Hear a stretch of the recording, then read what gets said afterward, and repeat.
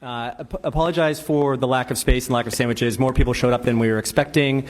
If you were expecting that Jay-Z would be on this panel, I apologize. I don't think he was available. But welcome. This is a Congressional Internet Caucus Academy briefing, and we've been doing these things since about 1996, which is a pretty remarkable span of time. These are meant to be informative discussions on critical internet issues as we see them, and we're policy agnostic, but we try to provide a good baseline of understanding on some of these key issues. Today's panel is, in the era of streaming, who's a bigger music mogul, Jay-Z or Congress? And this is hosted in conjunction with the Congressional Internet Caucus. And the co-chairs of the Congressional Internet Caucus on the Senate side are Chairman Senator John Thune and Senator Patrick Leahy. And in the House side, it's Congresswoman Anna Eshoo. And just recently, a few weeks ago, Congresswoman Eshoo announced that Congressman Doug Collins from Georgia would be the new co-chair on the House side of the Congressional Internet Caucus, and we're thrilled to have him. The reality is that for members participating in briefings and hosting briefings in conjunction with us, without any particular policy approach or advocacy is really a brave thing to do, and they just want to have more information and more education on these really difficult issues. So I really appreciate their help and their support on that kind of mission. So my name is Tim Lorden, and I'm the Executive Director of the Congressional Internet Caucus Academy. For a little bit of housekeeping, we'll be live streaming this, and it'll be on C-SPAN today live on cspan.org, but also tonight on primetime on C-SPAN television. The hashtag today is Music Moguls, and you can follow along at NetCaucusAC. We will also podcast the audio and video of this afterwards. So let me just start off by kind of setting the stage here. This is supposed to be an educational event. We are using the kind of title of Who's a Music Mogul, Jay-Z, Congress, as to illustrate the fact that what a lot of people don't know is that since the beginning, Congress has been very, very, very involved in music. And a lot of people don't know that, and a lot of people don't understand where Congress is involved in the federal government, and Congress has oversight of those things. But you'd be kind of surprised to find that out, and we're gonna go into more detail on that in just a minute. So as far as the speakers go, I'll introduce the speakers in a second, but there's a lot of players in this marketplace, and it's really hard to understand. And I apologize, there should be about 20 people up here at least representing different perspectives. We just didn't really have the space or the time to do that. So this is a good group of folks, and let me just introduce them like kind of alphabetically. To my right is Danielle Aguirre. She's the Executive Vice President, General Counsel of the National Music Publishers Association. Next to her is Kevin Erickson from the Future of Music Coalition, and Kevin is he's an artist, he's a songwriter, and he's a producer. And then next to him is Julia Massimino, who's the Vice President of Global Public Policy for SoundExchange, and she'll explain kind of what that is and what that organization does. And then next to her is Curtis LeGeyt, who is the Executive Vice President of the National Association of Broadcasters. And then finally at the end, Ali Sternberg, who's the Senior Policy Counsel for the Computer and Communications Industry Association. And in her own right, Ali is a singer and songwriter. So we're thrilled to have this group of folks. I guess let's define like what a music mogul is. There's money, right? Jay-Z. Forbes just reported recently that Jay-Z's worth $1 billion. That's a lot. Congress's net worth, I don't know what its net worth is. It spends a lot. I don't know what it's worth, but we can argue about that later. Obviously, when it comes to moguls, influence is really important. The cultural impact of Jay-Z and people like Taylor Swift and other folks like that is just really, it's part of our national fabric, song and music. It's really, really hard to quantify that.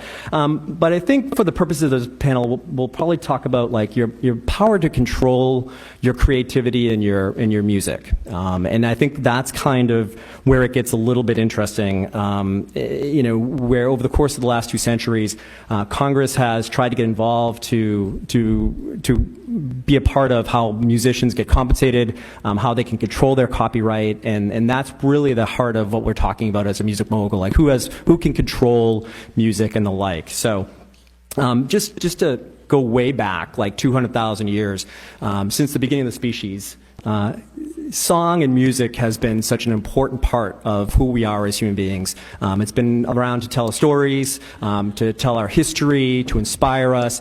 It's really hard to underestimate the impact and influence of music and song when it comes to us as a species. But it hasn't been until recently that we were able to start kind of controlling our music. 200,000 years ago, when the first Homo sapiens were telling stories through music, they weren't able to copyright them and they weren't able to record them. But fortunately, at the beginning of the Republic here in the United States, in about 1790, there was the first Copyright Act.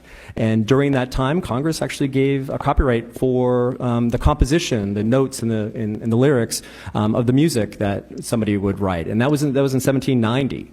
And it wasn't until about 100 years later that Thomas Edison gave us the ability to kind of capture the performance of that sound, of that song, onto a phonograph. And we've been kind of recording it on different media ever since, and that was a recently new development.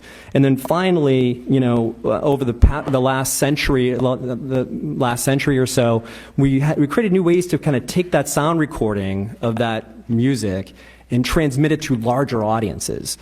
So we had broadcast radio came about in the early part of the 20th century. Then we had cable television. Then we kind of launched satellites into space. And then eventually the internet came along. So there's been all this new development on how we can kind of transmit the sound recordings, and that's where it gets really complicated. It was pretty easy 200,000 years ago. Nobody had any rights to do anything with their music. They just sang songs around the campfire. It's a little more complicated today. On the way over here, we took an Uber from my office, and the Uber driver was really chatty. He asked me, "Where are you going? What's going on in Rayburn?" Because you could see our destination in the app. And I said, "We're going to talk about music moguls and Congress." And he looked at me like I was crazy, and I said, "No, really." He's like, "Well, what's that about?" And I said, "Well, it turns out that, like, look at your dashboard here." And he had his apps all displayed on his smart panel and things like that. I said, "Every button that you see there is kind of controlled by a different regulatory regime.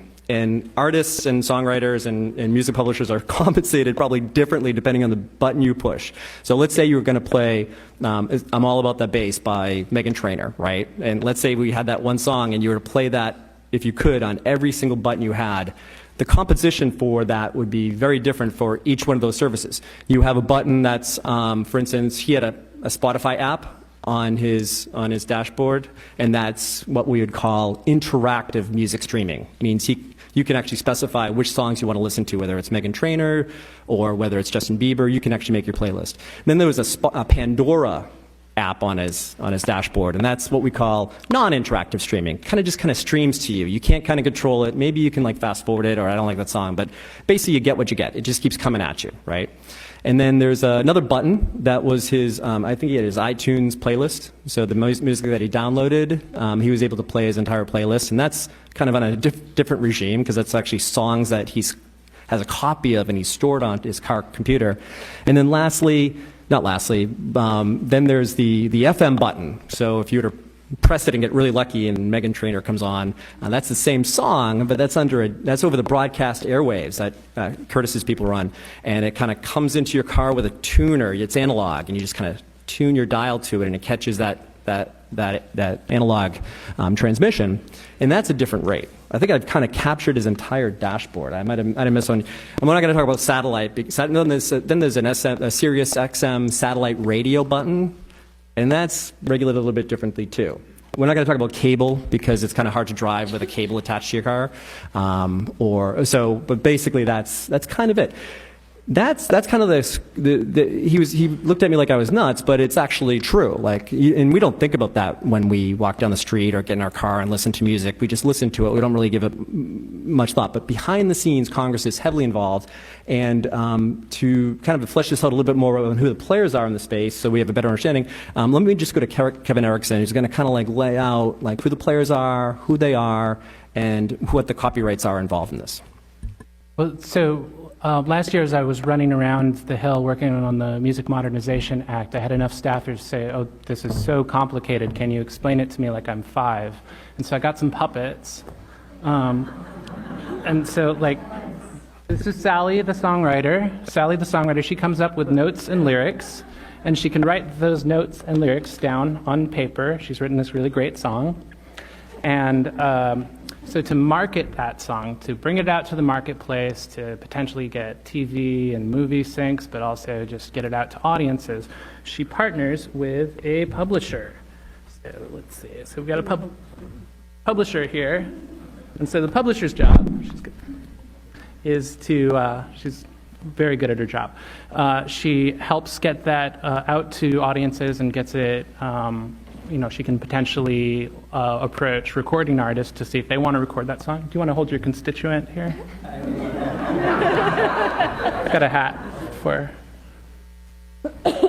Okay, and so she does a really good job, and she's able to get, oops, hats are flying everywhere already. These are all under the table right now. Yeah. So we got Ricky, the recording artist here, and he agrees to record the song. And so he goes into the studio, and he comes out of the studio with a completed sound recording. Now this is a different copyright than the notes and the words on paper. And the money, the revenue for it, flows differently. So Ricky comes out of the studio with this sound recording.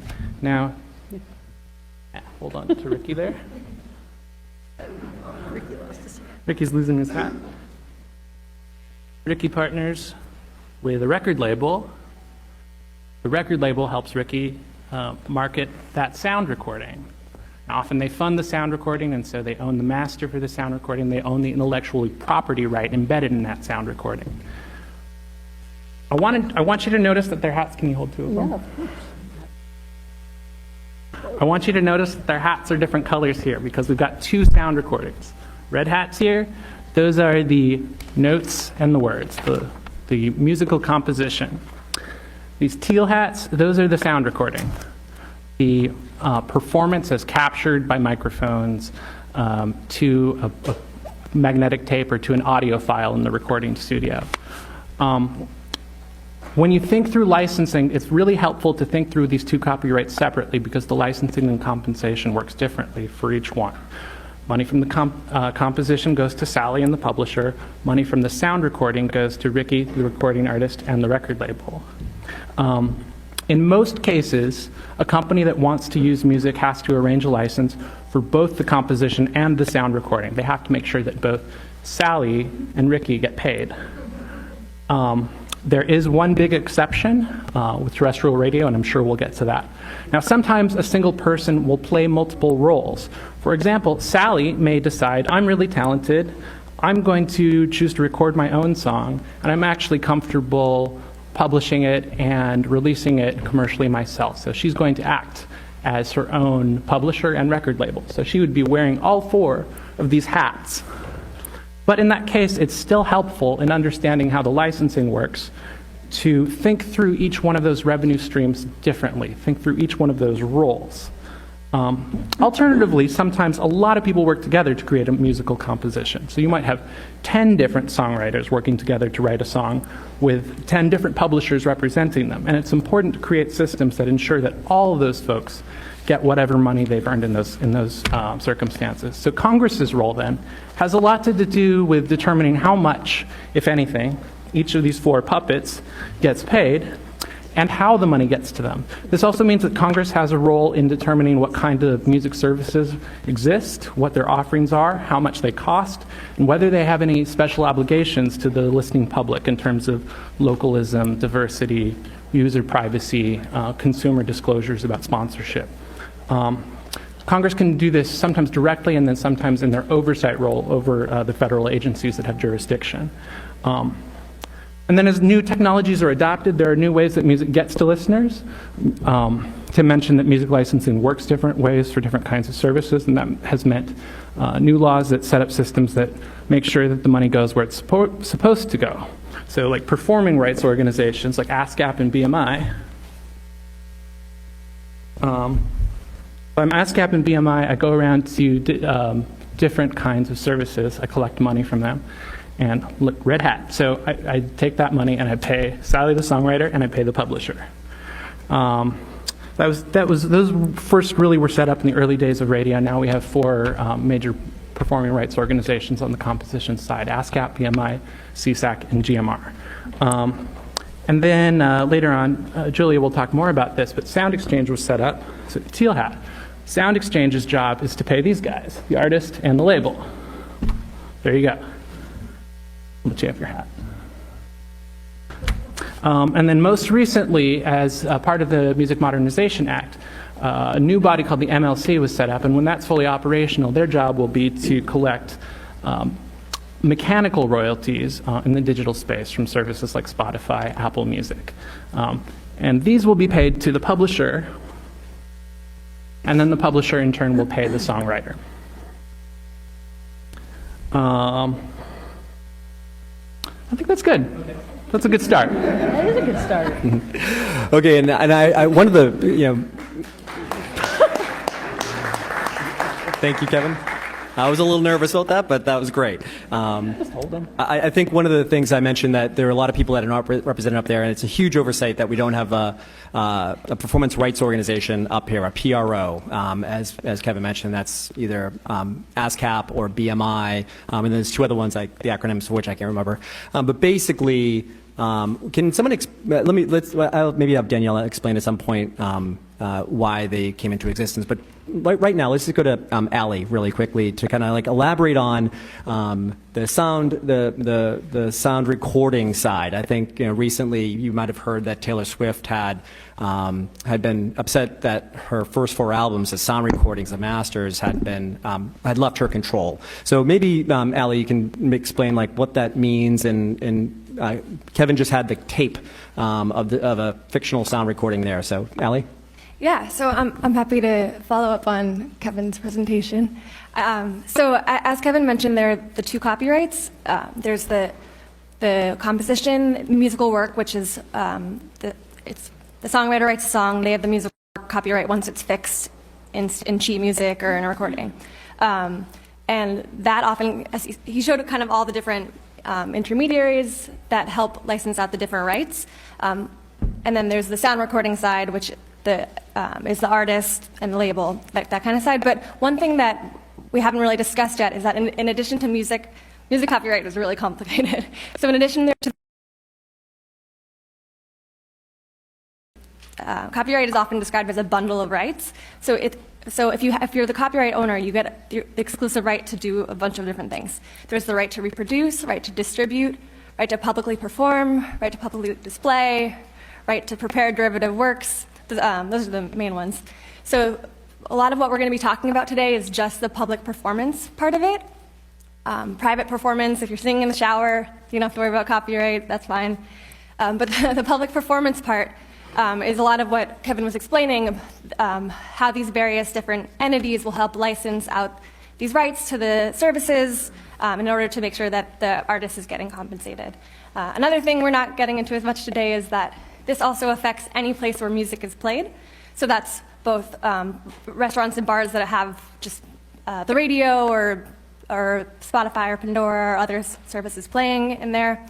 It includes live music. There's so many, and live music is played a lot of different establishments as well. So a lot of times these different venues will have these blanket licenses to help distribute these. As we mentioned, the sound recording copyright has been in the news a little bit lately. There's been talk of masters. So the master is the individual the sound recording. Once it's completed, all the different people at the music producers, labels, it's all been completed. That's fixed in this master. So we're talking about copyright a lot today, but there's also a lot of intersection with other areas of law, including contract law, employment law. There's so many different intersections that copyright intersects with. So the master recording, a lot of times when artists, especially at the beginning of their career, they'll sign with different stakeholders in order to help fund their making music. But and it's pretty standard for artists to not own these master recordings. Sometimes when you're later in your career, there's ways to have the rights terminated back to you, or you can have the power to buy them back when you're a music mogul like Jay-Z or Prince, Rihanna, some of the artists that have bought back their masters. But Taylor Swift was not able to, and so she kind of, she had written about it, there was some controversy about it, and I think that that shows just that even with people that have power, it can be really complicated figuring out who is able to retain these important pieces of music, but also it was the right with Taylor Swift was really just being transferred from one owner that's not her, a Big Machine, I think, to Scooter Braun, his holding company. So it didn't really change that much for her, but it really helped that people talking about this issue a lot. Another thing that happened with masters recently, you might have heard that there was new reporting about a big fire that happened back in 2008, but we didn't really find out about it till a few weeks ago, and that involved a lot of master recordings from some really iconic pre-1972 music, so it was really devastating, a universal music fire. But the Music Modernization Act, as I think we're going to talk a little bit about more later, did change some of the things that affect day-to-day music distribution, music reproduction, and are going to help to bring together these different players, some of which are here. As Tim said, there are so many people that are affected by music and that own different pieces of the music marketplace puzzle. But yeah, that bill really, as some of you may know, if you were in Congress or working in Congress, interning in Congress last year, that was a pretty big thing that happened last year. Was that there was this consensus bill where it changed some of these important music rules, and it built on a lot of the history that we know that Congress had done in the past. And so they weren't starting from scratch. So part of it is that they're dealing with rules that were written for player pianos, and then trying to figure out how does this apply to streaming. So it's a really big challenge. But a lot of people came in the room together and passed a consensus bill last year that I think we'll talk more about later. Yeah. So Thomas Edison gave us the ability to record sound into a sound recording like Taylor Swift's masters, and then over the years, new technologies came along to take that sound recording and transmit it to audiences like radio broadcast, telephone, the internet, satellites, and that's where things, as that happens over a period of time, like Congress kind of jumps in to deal with that new technology and try to figure this all out, and that's why it might be a little bit complicated. So Ali just talked about the sound recording and the performance right, and then when you take that sound recording and you send that over the internet or over broadcast, it's a public performance. The other part of the copyright, as Kevin detailed, is the actual notes that are written down and actually created. And so the people that represent them are the National Music Publishers Association in part. That's all your members. Not every songwriter is part of your membership, but a lot are. So Danielle, if you could explain, kind of elaborate on the composition copyright and what it means and why it's important in the different types of transmissions that we have. Sure. Hey, everyone. I'm Danielle. I'm from the National Music Publishers Association. We represent publishers and their songwriting partners. I'll get into it a little bit more, but there is a very well-known songwriter based out of Nashville named Lee Thomas Miller, and he says often, he's testified on the Hill a number of times, that songwriting is America's smallest small business, and it's true. But it also happens to be one of the most heavily regulated by Congress. It has almost 75% of its revenue regulated by Congress through various laws, as well as what I'll get into later, consent decrees that are governed by the Department of Justice. And it's a very small industry. The entire industry both publishers and songwriters, is probably a $2 to $3 billion industry in the United States. And if you think about how you listen to music today, whether it's Spotify or Apple Music or SiriusXM, you know that any of those companies individually have multiple billions more than our entire industry, and yet are not as heavily regulated. And so it is interesting because when you think about how you listen to music, what you probably don't know is how music is originally created by songwriters and then help to be distributed by publishers who help songwriters in a lot more ways than just distribution. They give advances to help songwriters create music and live while they're creating music. They help them partner with other writers so that they can write songs. They help them partner with artists so that they can record the songs. All of that is heavily regulated. And for the most part, the royalties that are received by songwriters and music publishers are set by the government. They're calculated by the government, and they're calculated in proceedings that people like me at NMPA and others have to go to every few years to actually almost do a trial to set what the rates will be. And so, when I was thinking about this panel and thinking about, who's the bigger music mogul, Jay-Z or Congress, I think when you're thinking about Jay-Z's sound recordings, you're thinking, I don't know, he's pretty powerful. But the funny thing is, if you think about him for the songs that he's written, he's probably not as big of a music mogul as you think. Because for most of his rights, for most of the songs that are played over Spotify or Apple Music, he doesn't have a chance to say, no, you can't use my songs if you don't pay me the rate that I think is a fair rate. He has to let those digital services use the songs and distribute the songs as a songwriter. And so, very briefly, because I think they've gotten into this a lot already, we're going to talk about two of the rights. There are a number of other rights, but two of the rights today. One is called the mechanical right, and that really is the copying and distribution. So, going way back to the mid-90s, we're talking about CDs, literally pressing CDs and distributing them. We're talking about downloading songs on Apple Music. Now we're talking about interactive streaming on Spotify or Apple Music or Google Play or any other Pandora Plus. You are talking about actually copying and distributing those sound recordings. Because in order to play a song on Spotify, because you have your playlist on Spotify, a copy has to be made of that, right? That's exactly As right. opposed to like broadcast radio where it's just kind of streaming at you, analog, and it just disappears, if you don't catch it. Right.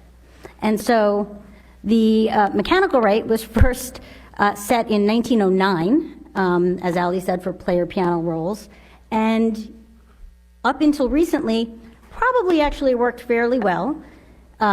Most of the time, it would be record labels would send a notice to a songwriter or their publisher and say, we want to use this song, we want to license it, here's the compulsory license, because it's a compulsory license under Section 115 of the Copyright Act, and they would say, and we'll pay you the compulsory statutory rate, and they would play the song and it would be great. Then you had Spotify and Google and a lot of other interactive streaming services saying, we don't need one license, we don't need 10, we need 30 million. And it became a lot more complicated to serve individual compulsory licenses for 30 million songs or musical works. We'll get into how we've tried to fix that in the Music Modernization Act in a little bit. Then you have performance rights, and those are represented by performing rights organizations, the two largest being ASCAP and BMI, the other two being GMR and CSAC. ASCAP and BMI are governed in large part by a regulatory structure set up in 1941 through consent decrees that were entered into with the Department of Justice. Does everyone know what a consent decree is? It's when the Department of Justice, from a competition perspective, jumps in and says, well, you guys control all these songs, and there might be some competition issues. So they bundled ASCAP and BMI. Each has separate licenses for these works. And they brought them into a consent decree so that they could oversee the competition aspects of those holdings. So those 1941 consent decrees still exist today. And today, performance royalty rates are set by 2 federal judges in the Southern District of New York, where royalty rates can't be agreed to through negotiation with licensees. And for performing rights, that's almost everything you listen to on your car dashboard.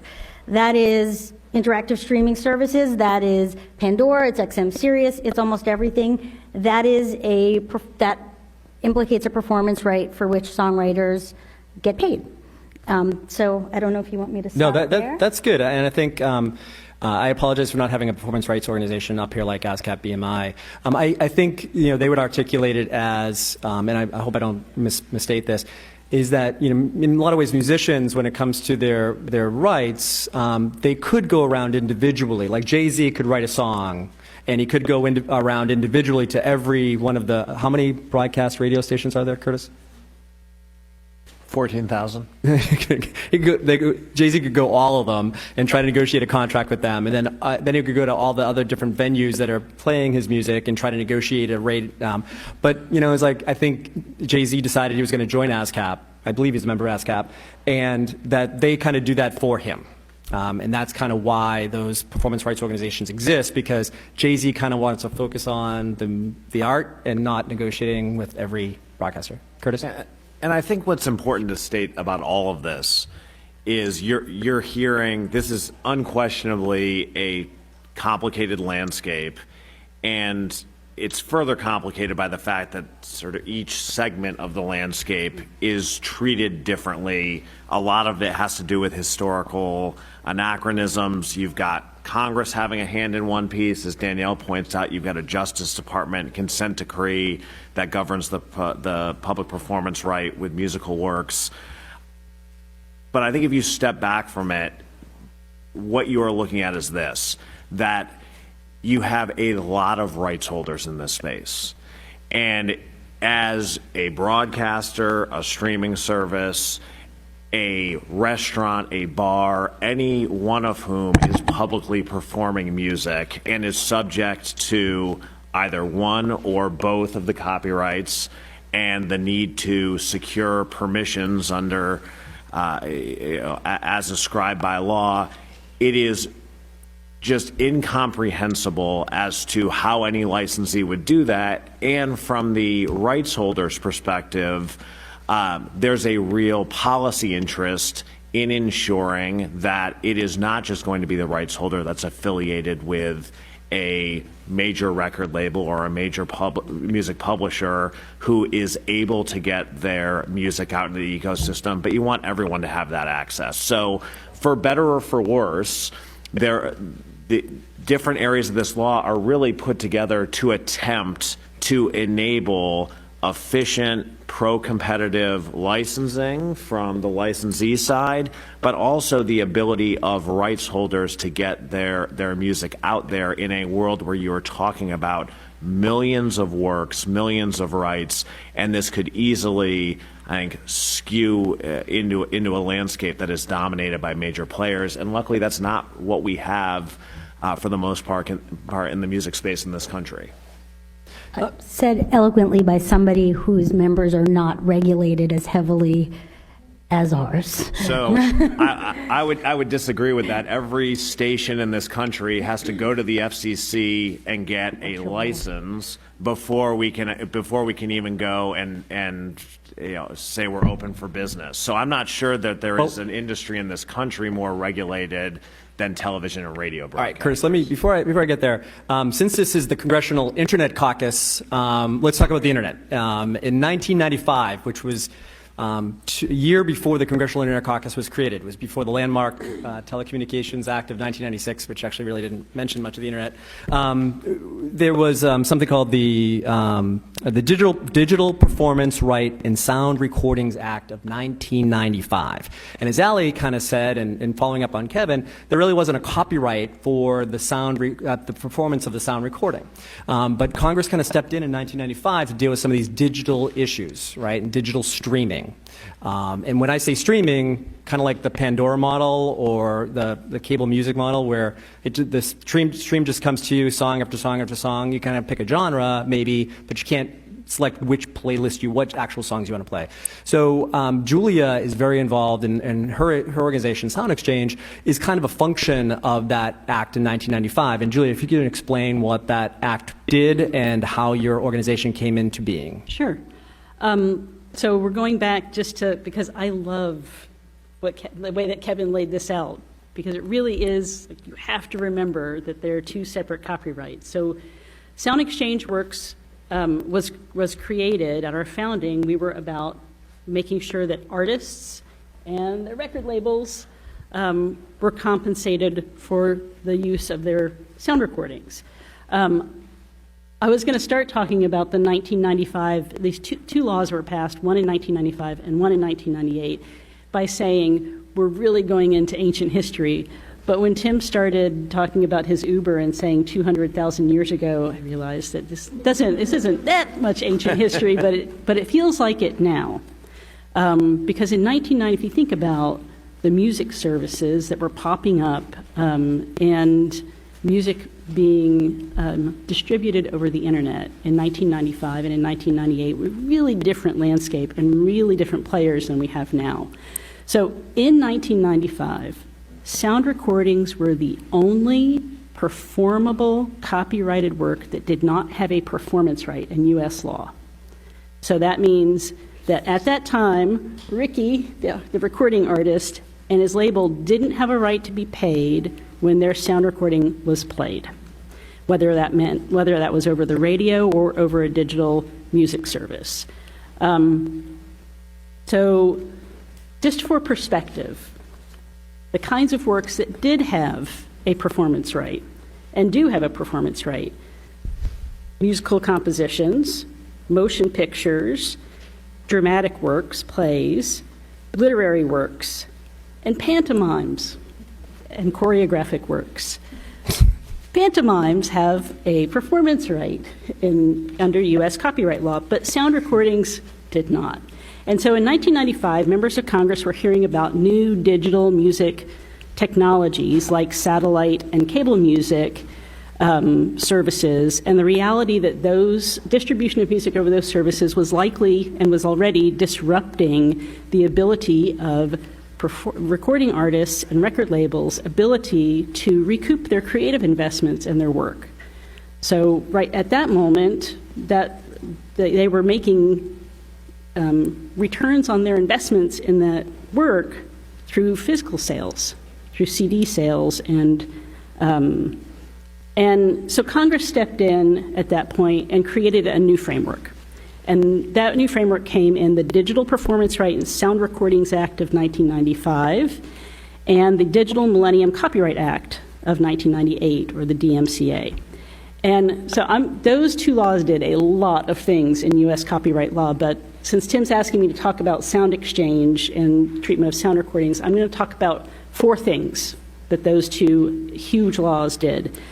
First, importantly, they granted a performance right in sound recordings for digital audio transmissions only.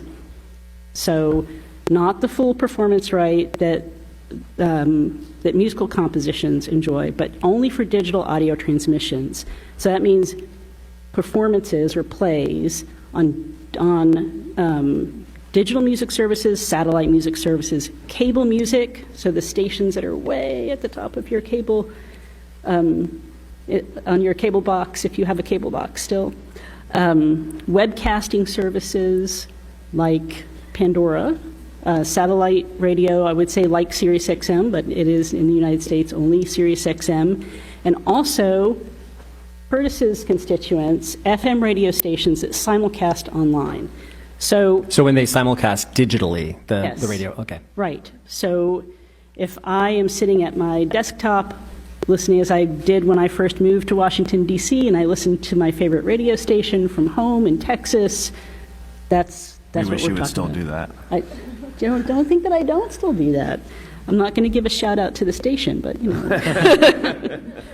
All right. So At long last, there is finally a performance right for sound recordings in the law, thanks to these two laws in 1995 and 1998. And in exchange for that new right, sound recording copyright owners were subjected to a compulsory license for the use of their music by non-interactive digital music services who complied with a bunch of other regulations under the law that I don't want to go into right now. But I want to make sure everybody understands what those two things mean. Yeah, and if you could explain First, what compulsory means. Right, that's where I'm going to start, because Danielle talked about a compulsory license, and this is hard because we have done, because we were all worked together on the Music Modernization Act, we have done hundreds of meetings about this subject, so sometimes it's hard to remember. There are terms that that aren't intuitive. A compulsory license means, so here's this industry that has waited for decades and decades to get a performance right in U.S. law. But in exchange for getting that limited digital performance right, were also subjected to a compulsory license. And what that means is they are required under the law to let services that I'm going to define in just a second use whatever music they want. So they get the performance right, but they don't have the right to control who is using the sound recording. It is a compulsory license, and also, people also refer to this as a statutory license. It's in the statute. And it is for non-interactive, and you talked about this a little bit, Tim. That means basically radio-like. It's not on demand. You can't decide what the next song you're going to hear is. You might be able to say, I want to hear recordings like this one, but you can't decide the exact thing you're going to hear next. So compulsory license for non-interactive digital music services, and royalties collected under that license, under the law, were split 50-50. Half of the royalties went to the copyright owner, who is usually the record label, although there are many artists today who own their own master recordings. Usually when we say copyright owner on the sound recording side, it means the record label. And 50% to the artist. 5% of that artist share under this, for these royalties, and this is all in Section 114 of the Copyright Act. So people refer to this as the 114 license. 5% of those royalties on the artist side also go to a fund called the AFM SAG-AFTRA Fund, and that fund, those royalties are distributed to all of the non-featured performers on the recording, so backup vocalists, backup musicians. And that is unique in the recording industry, that those artists share in the royalty stream from the recordings. Okay, so the third thing that these two laws did related to sound recordings is it also, because the performance right was created, it established the ability for copyright owners to enter into voluntary licensing agreements or direct licensing agreements for services that were not eligible to use this new compulsory license. So now you have services that want to use everything, and you have service and can use this brand new compulsory license, and you have services that maybe want to be on demand, or you have services that want the right to play a whole album straight through. They can go to the copyright owner directly and try to negotiate a license. So just pausing for a second there, that means if you want to start a digital music service in the United States, you have two choices. You can push the easy button and you go over to the Copyright Office and say, hey, I'm starting this service up and I'm planning to rely on the 114 license. And they will tell you, go to SoundExchange, you've given us notice, you've paid this, I think it's $25 or something. You've answered 3 multiple choice questions about your service, and the rest of it you're going to deal with SoundExchange to pay the royalties. Or you can start an interactive service, or you want some other special capability than what's required to use the compulsory license, and then you go to every copyright owner for those sound recordings that you want to use, and you negotiate a licensing agreement. So you can see that this created some efficiency for services that wanted to get off the ground quickly. As long as they're non-interactive. That's correct. All right. So the fourth thing that these two laws did is Congress looking and realizing we're creating, the system we're creating here is going to be millions and really in billions of small transactions between many, many, many, many tens of thousands of people. So they called for a collective to be formed to administer that license and all of those transactions. And so in 2000, the industry started forming that collective, and in 2003, SoundExchange became the independent, not-for-profit collective with full representation of the industry on its board. We have an 18-member board. It is half copyright owners and their representatives, and half representatives of artists. Both artist unions, we have 2 artists on our board, artist representatives, managers, lawyers. And since 2003, we have been this independent collective with the duty to represent the entire industry before the Copyright Royalty Board that sets royalty rates for all of the types of services that want to avail themselves of this compulsory license. You can imagine at the time there wasn't when this license came into being, there wasn't a single registered artist. So we established this collective. Here we are, fast forward 16 years, we have 180,000 plus accounts that we pay royalties into, representing copyright owners and artists. We're collecting royalties from 3,000 plus services that are relying on the compulsory license. And we now have a repertoire database of sound recordings in the tens of millions.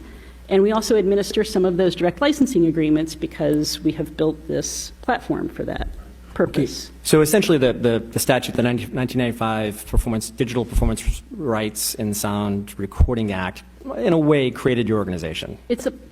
Sure, it called for the creation of the organization, and it created this platform on which all of digital music streaming is exploded. We have 15 minutes left, I think, or just a little bit less. So I want to go for some questions about this issue to the audience in just a minute. But is it too late, too early for me to go to, before the more MMA discussion, to my Uber driver and his dashboard and kind of explain, if he presses the Spotify app and plays Jay-Z's song, and let's say Jay-Z actually wrote the music, but it was performed by somebody else, but how much does he get paid for that? Is there a statutory? Sure. So on the sound recording, you want to? If it's Spotify, let's say it's the Spotify button. Let's do sound recording. Why don't I run through that dashboard really quickly? Just really quickly. And then you want to do it for, okay. Because no one's taking notes on exactly how much, and I'm not trying to say that people aren't paid enough, but just to give an example. I don't want to get into the rates. Yeah, because but just you can find them all on SoundExchange's website. Okay. Excellent memos about them.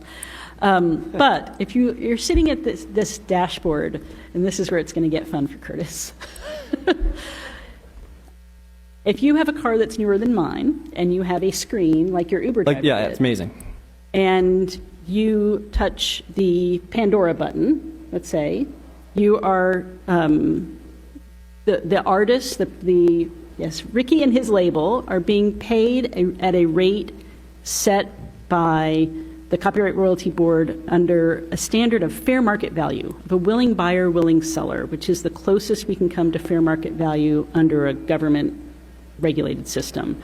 Pandora, I'll switch over to SiriusXM. Pandora has direct licensing agreements now, too, but you wanted Spotify. Yeah, Spotify is entirely directly licensed. It does not rely on the compulsory license. So it is getting, the performer and record label are getting rates negotiated by the copyright owner and negotiated between Spotify and the copyright owner. If you touch the SiriusXM, and SiriusXM comes to you from a satellite in orbit. It's just not more than just a dashboard. It's actually a satellite that's up there, and it's transmitting down to your car. One of the bizarre twists of legislative history in the 95 and 98 laws that I was talking about earlier is that SiriusXM which was then Sirius and XM, came to Congress and argued, we're just putting satellites in the air. We weren't planning on paying for music. This is a surprise. You can't surprise us this way. So they negotiated to get a below market rate. So for 20 years, until last year when the MMA was passed, copyright owners on the sound recording side, performers and record labels, were forced by the government to turn their music over to satellite radio services and accept a below market rate for their use because they had come to Congress 20 years ago and negotiated basically a coupon from the government for their use. Well, one of the people missing from this panel are like Sirius XM, so I apologize. But they should be here. But here's the thing: that was fixed in the MMA, and it's one of the really important things that was fixed in the MMA that isn't mentioned much because there were big changes in that bill. And so now, going forward, when rates are set for Sirius XM, they will pay a rate that's set at fair market value, which is a good thing. And then if you're listening to FM radio, and anybody can jump in on this one. If the Uber driver presses a Jay-Z song on FM radio. So if you are listening to Jay-Z over the air, on the sound recording side, the FM station pays nothing and never has paid anything. So no recording artist has ever gotten a penny from FM radio because there is not a performance right that covers FM radio. The sound recording. And Danielle, does on the publisher side, on broadcast radio, on the FM button, does Jay-Z get paid as a publisher? Yes, he would get paid a performance royalty for the performance of the song over the radio. And that rate is dictated by? Well, if Curtis's members can't reach agreements voluntarily with the PROs, ASCAP and BMI, particularly, they go to a rate court, and they have almost like a trial to determine what the rate is. Okay. Yes. And Curtis? Yeah, so agree with Danielle. Obviously, that characterization, our industry pays hundreds of millions of dollars to the PROs on the musical work side. I do want to speak to the sound recording piece. I mean, as everyone in this room is well aware, Congress is about the gives and takes of balancing policy. And broadcast radio and policymakers we have seen for decades recognize the value of what our members do that is distinct from every other service that's been discussed over the course of this panel, because what we offer is completely free. All right, so we are not Apple Music, we are not Spotify, we are not Sirius XM, we are not Music Choice, which is your cable music service. We offer something that you don't need to pay a subscription for it, and you don't need to sign up for an expensive data plan. It is completely free over the air to listeners, and Congress has agreed with our listeners and our membership, who has implored over the course of decades for establishing and maintaining a legal framework that enables that. I would also say that our members, our stations, are uniquely locally focused. So, there is a reason that you have a local radio station, whether you are in New York City, whether you're in Washington, D.C., or whether you're in Helena, Montana. And again, that dissemination has led to some balances, some gives and takes that have persuaded members of Congress to recognize that those digital services, when they were writing this act in 1995 and 1998, are different. And that when local radio stations simulcast through a stream, they should be treated just as Pandora is treated for its non-interactive service. But when we are doing what the FCC has licensed us to do, which is to offer an analog and sometimes digital signal completely free over the air, to 240 million listeners a week, coupling it with local service, news, weather, emergencies, et cetera, there's a different legal framework for that. And are you going to leave? Okay. So there is a different legal framework for that, and it really is more an anomaly of history, and that we don't have time to go into right now, but there have been, that has to do with the advent of songwriting which was about 200,000 years ago, according to Tim, and the advent of the recording industry, which was not nearly as long ago, and the advent of radio, which was between those two things. But we would submit that radio is a music service that is ad-supported. They don't do it out of the goodness of their heart. They do it because they make $15 to $17 billion a year selling ads, and they do that against the audience that they draw. And they draw that audience largely playing music, which they don't pay for they don't pay for the sound recording. So that we think that to say that there are local radio stations, and often when we talk about and argue for the creation of an FM performance right, what we hear is, oh, you're going to put small local radio stations out of business. And we have absolutely no incentive or interest in doing that. But we are interested in them, like all of the other digital music services do, sharing the profits that they make from music with the people who make the music. And just to, sorry. No, go ahead. To jump in from the digital music services perspective, in addition to the point I made earlier about how it's complicated, it's also really expensive, and the cost of getting it wrong. In copyright, there's statutory damages of $150,000 per work, and so there's so many individual songs that a service would need to get to be useful for users. If you want to have there to be a music service, you want to be able to listen to what you want on it. So there's so many different licenses you have to get, the transaction costs. It's really complicated from a copyright standpoint. It's expensive. You often lose money on it when you're trying to do everything legally and making sure the money goes to the owners of the rights and the artists and the songwriters and all the various intermediaries in between. So it's complicated, it's expensive. There should be more music played and enjoyed legally, but there's a lot of history here. Another thing we didn't get into was that haven't discussed is how the sound recordings were covered by state law until 1972, and so there's all this litigation over that, and so it can be really complicated to follow the rules, even when you're trying really hard and you have all the lawyers. So for people that don't have that, it gets really complicated when you just want to listen to music the right way. Just to make one point. One, we didn't get into even the MMA, which was passed last October, right, which, at least for purposes of Section 115 for songs, made it a lot easier and more streamlined for digital services like Spotify to license and hopefully now properly pay copyright owners.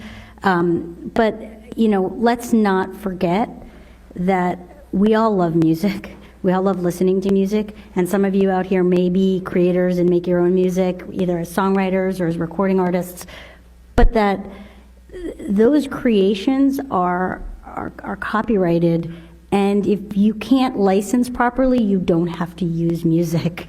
It should never be an excuse that it's really hard to license and pay people, so we should have a compulsory license that doesn't let songwriters or artists make a choice about how their music is distributed or how they get paid or how much value they think their song has. So I just want to make sure that we all take that away from here. If there's one thing you take away, it's like when you create anything, as a creator, you want it to have value. You want to be able to say how it's used. And interestingly enough, because of all of the federal regulation, a lot of times songwriters and artists don't get to do that.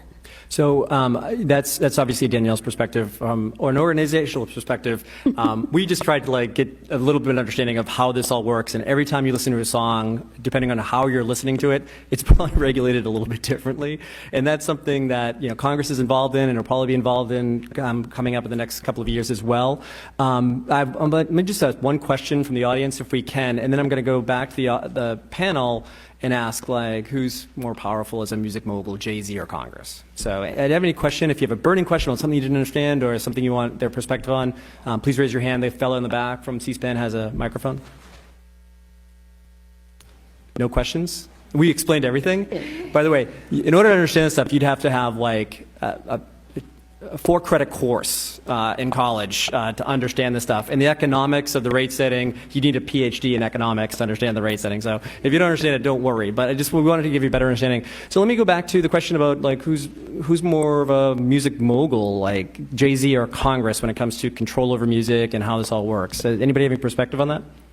I think I touched on it before, but I certainly think from a songwriting perspective, just because of the heavy regulation, I would say Congress. Congress beats Jay-Z.